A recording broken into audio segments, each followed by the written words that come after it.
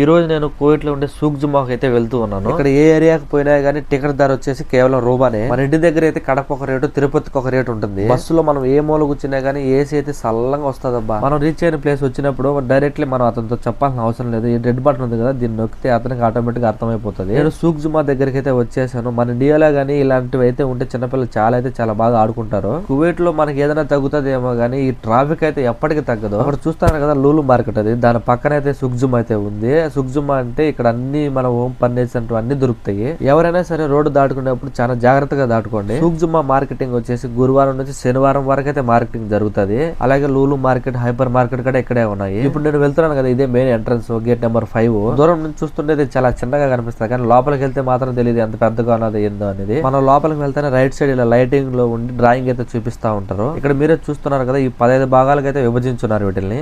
ఒక్కొక్క దాంట్లో ఒక్కొక్క ఫర్నిచర్ అయితే ఉంటుంది. ఇక్కడ దొరికే ప్రతి ఒక్క ఫర్నిచర్ సెకండ్ హ్యాండ్ ఉంటుంది. సెకండ్ హ్యాండ్ గానీ చాలా బాగా వర్క్ చేస్తాయి. ఇక్కడ చిన్న పిల్లలు ఆడుకునే మన చిన్న బొమ్మలు చూడండి ఎంత ముద్దుగా తిరుగుతుందో. అక్కడ నాకైతే నా పిల్లలు అయితే గుర్తొచ్చేసారు. మనం ఇక్కడికే కాదు, ఇండియాకి ఫర్నిచర్ పంపించాలన్నా గానీ ఇక్కడ తీసుకుని ఇండియాకి అయితే మనం పంపించవచ్చు. ఇంకా అలా తిరుగుతూ ఒక పెన్ను దగ్గరికి అయితే వెళ్ళాను. ఈ పెన్ను చూస్తుంటే చిన్నప్పుడు మా అమ్మ నాకు కువైట్ నుంచి అయితే ఇలాంటి పెన్ను అయితే పంపించింది. నాకు అందుకు గుర్తొచ్చి నేను అదే పనిగా వెళ్ళాను పెన్ను దగ్గరికి. మొత్తం అన్ని దొరుకుతాయి, గ్లాసెస్ విత్ గోల్డ్ టైప్ అయిన చైన్లు గానీ దొరుకుతాయి. లేడీకి సంబంధించిన గాజులు కావచ్చు, అలాంటి కమ్ములు, అలాగే వాచెస్ కూడా ఇక్కడే ఉన్నాయి.